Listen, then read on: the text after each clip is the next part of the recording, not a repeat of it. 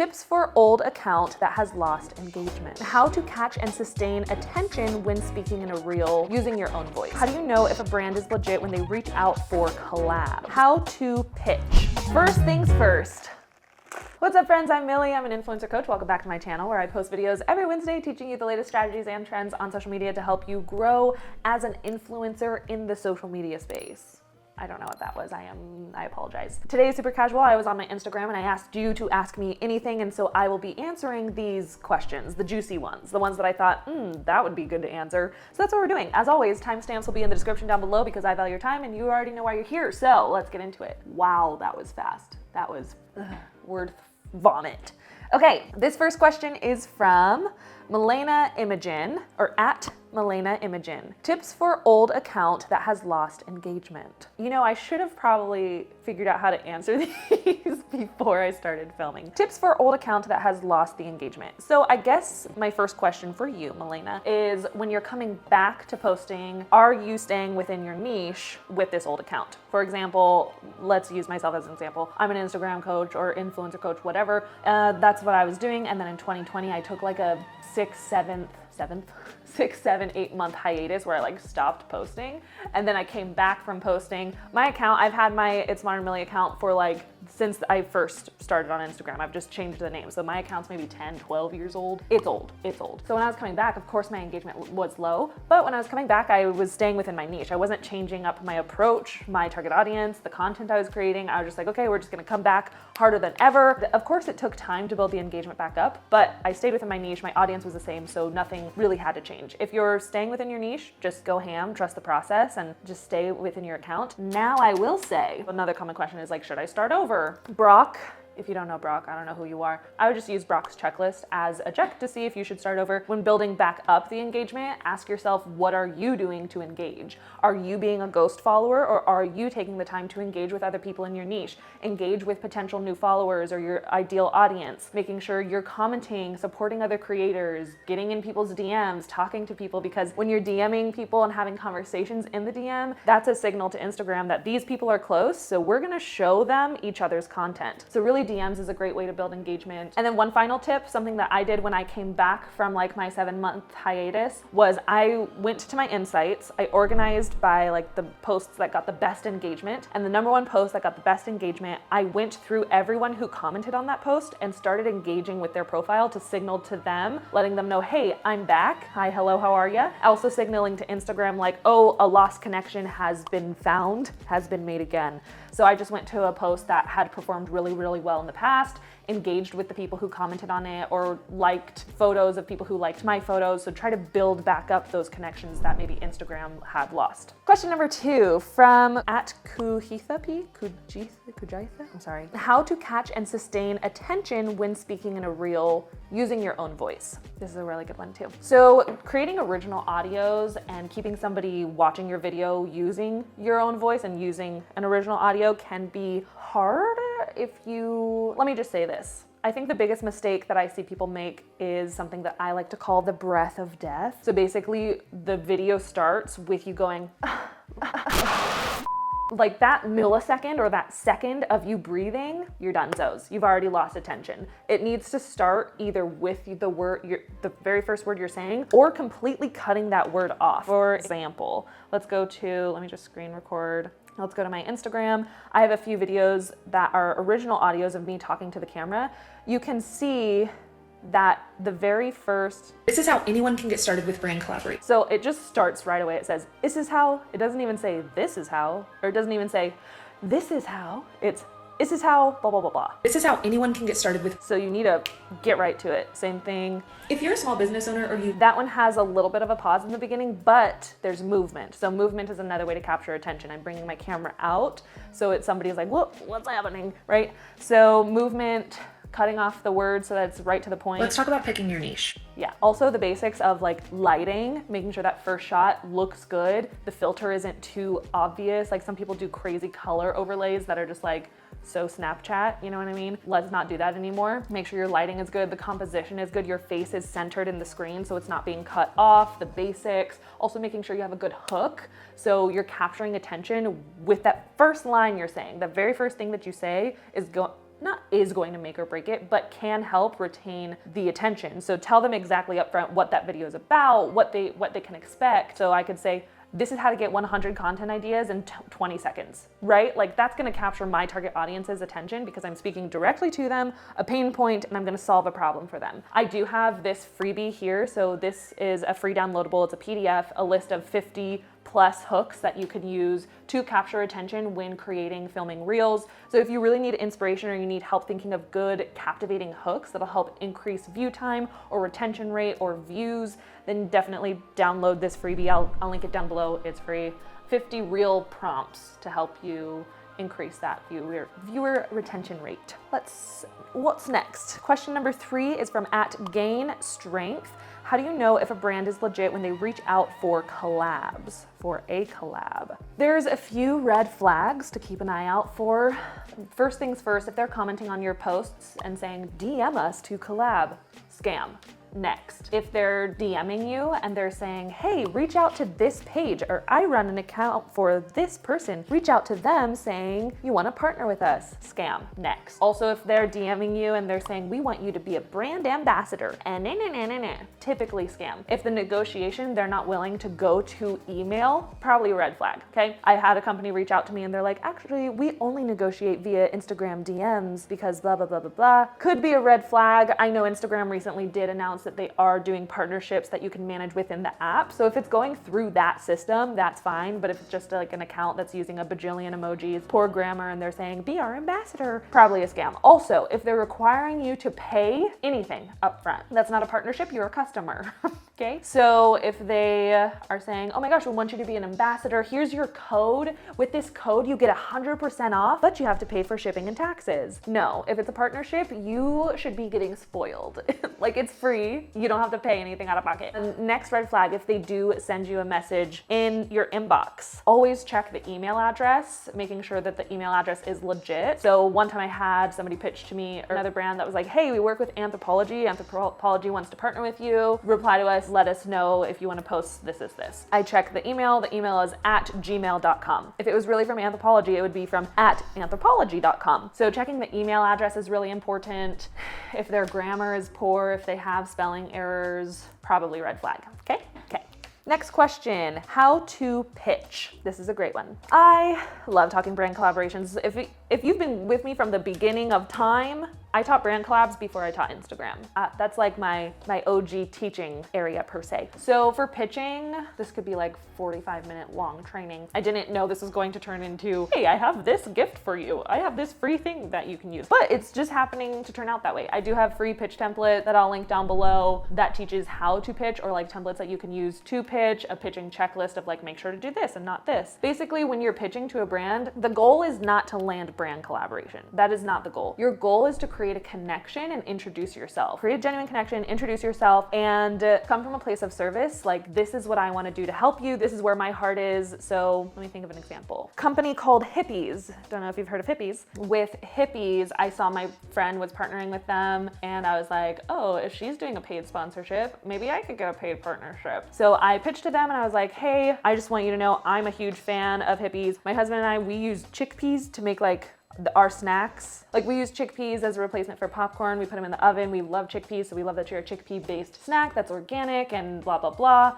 Love your thing. I saw that you posted this sort of reel. This is something that I would love to create for you. If not, would love to hop on a call and see what your marketing goals are for this year. You know, like just getting to know them, telling them the connection that their brand made with you, and letting them know like, hey, this is what I want to do for you. If that's not in alignment with your goals, let's get on a call. Let's grab a cup of coffee. I'd love to hear more, and I'd love to help you hit those goals because I'm a fan, I'm a customer, let's get it. You know what I mean? So that initial pitch is not, oh, I have to get a paid collab right away. Like, no, it's just an introduction. And then with Hippies, that ended up turning into I think it was like 5 or 6 month paid partnership where we did like 2 partnerships together where we were testing the waters. Both were paid, and then they were like, we really like your content, let's do an entire holiday collab where you post every month for October, November, December leading up to the holidays. And I was like, for sure. So starting with that initial pitch of just like coming from a place of service goes a long way. Speaking of brand collaborations, if you're an influencer or an aspiring influencer and you want to start landing paid brand collabs today, let me tell you that you can,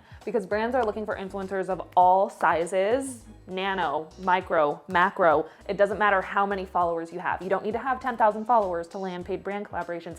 I would know. I help my students with 1,000 followers and under land paid brand collabs like this guy, Ryan. He is crushing it, and just got him his first paid brand collaboration. So you do not need to wait till you're at 10,000 followers. And if you want to know how to get started, I made my connection with Hippies through a third-party platform. These third-party networking platforms were designed to connect brands and influencers together and collaborate on open campaigns. One platform that I really enjoy using is SocialBook, who is also the sponsor of today's video. SocialBook is a networking platform designed to help creators grow their brands, create better content, and start making money. Not only is SocialBook a great place to start getting brand collaborations, but they also have a lot of other tools for influencers to use that most networking platforms don't have, like a media kit creator and a link one tool, which I want to highlight in this video.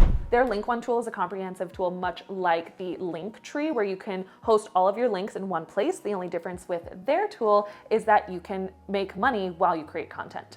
With their link one tool, you could feature an Instagram post and turn it into an affiliate post where their AI will detect and scan what you're wearing. Then you'll be presented with a list of items or ones similar to it, so you can start earning commission on those things. You can list all of those things on your link one page and make a commission from it when any of your fans or followers purchase. Yes, creating a SocialBook account is free, so you can use the link down in the description below to create your account today, get started with using their link one tool, and all the other amazing features that they have to offer. From @Mr. Abu, next question. How much do you earn from Instagram alone? Let's find out. Okay, so right now I am only doing their Reels bonus. I will be launching a subscription soon, which is like exclusive content for specific followers. But right now, the only method that I'm getting paid is through Reels bonuses. So I'm going to go to let's go 3 lines, settings, creator tab. Here's a list of all the ways that you can get paid. So you have subscription, badges, bonuses, ad payments, branded content, all the things. You can check your monetization status if you're like, can I get monetized today? The monetization status down here will show you if you're eligible for monetization. And it might show you what you need to get monetized if you're not eligible. Don't quote me on that. So like I said, I'm only doing bonuses, and this is how much I get paid. Let's go to previous. So these are all of my previous Instagram payments from the beginning of time. So each one is about $100. I had one that was almost $500, which was pretty well. And right now my current payout is at $147.37. This is strictly based off of plays, and it expires. So they give you these dates. Basically, this Reels Play bonus started on May 23rd, and I have 1 month to get as many plays as possible, and then they'll pay me per play. And it only counts the videos that you upload within that time frame. So these are the videos that I've uploaded since May 23rd, and those are the ones that are making me money or earning me money right now. My maximum, if I hit 84 million plays, I could get $8,500. So if I was posting like 2 to 3 times a day, I could probably get a good amount of views. But still, if you think about it, this is like, how many plays? Maximum bonus, 84 million. Let's see. That's how many cents per play I receive. It's not the best, but I have heard it's better than TikTok, so I'm not complaining. It's an extra chunk of change that I can use to buy Starbucks cards for my team every month, so I'm not upset about it. Now, if I did have a subscription option, I would probably have my subscription at $4.99 a month, just to get exclusive access from myself. This would probably be exclusive lives, exclusive Q&As, and that exclusive access to DM me. So let's say I launched a subscription at $4.99 per person, and out of my followers, 100 people join, that's an extra $500 a month. So I could be getting an extra $500, but as of right now, I don't have the bandwidth to do that yet. My team and I are working on a solution for how we can create exclusive content, both on YouTube and Instagram. So, okay, next question is from Aiden Conway. How do you write the most effective YouTube descriptions and titles? Love this.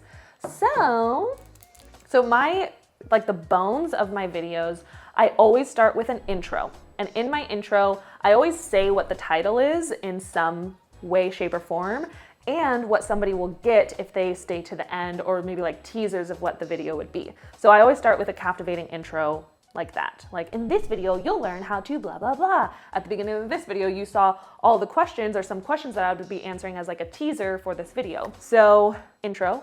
And then I have my regular spiel that I do. In my spiel, we keep it short, okay? Keep it short. And in the spiel, I say who I am, what I do, who I do it for, and how often I post on YouTube. So I'm like, what's up everyone? I'm Millie, I'm an influencer coach. I post weekly here on my channel. Every Wednesday, you get this from me. Let's jump right into the video, okay? So I say it really fast. I don't want my intro to be longer than 30 seconds because most people, they just wanna get into it. They don't really care about, this is why I'm making this video. Like, I've learned the hard way. People are mean.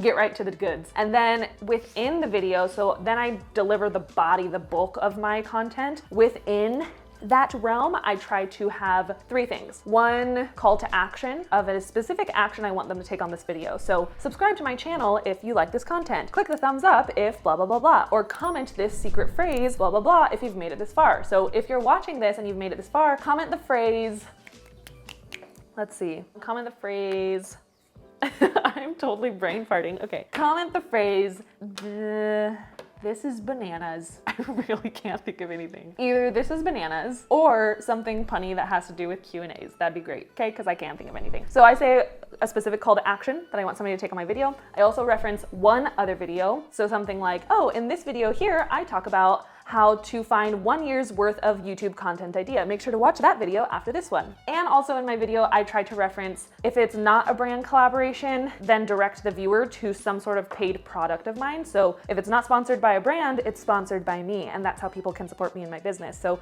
check out my course. This is the course that I have. This is the training that I have. This is the influencer starter kit that I have. So I try to always reference those 3 things. And then to close out the video, some people have controversial beliefs on closing out a video because as soon as you start to close out, people know it's the end and they click off, which can lower retention rate. So you can end your videos however you want, but that's the basic bare bones. If you are somebody who is just starting your YouTube channel, or maybe you're thinking about starting a YouTube channel, you've always wanted to start a YouTube channel, I do have a free training for you. So this is like a 60-minute YouTube beginner's guide of this is what you need to get started on YouTube. This is the equipment that you need, the software. This is how to set up your channel. This is how you can find content ideas for the first month of posting. Like, it's the perfect training for anybody who wants to get started and a step-by-step roadmap for how to do that. So if you're somebody who's like, I've been thinking about starting a channel and I've been thinking about it for a long time, take action. Do it. At least watch this. See if it's something that really tickles your fancy and get started. I'll leave the link to that training in the description below. Next question from Corinne Does Physics. If you could stay on one platform, which would you choose and why? Juicy, juicy, because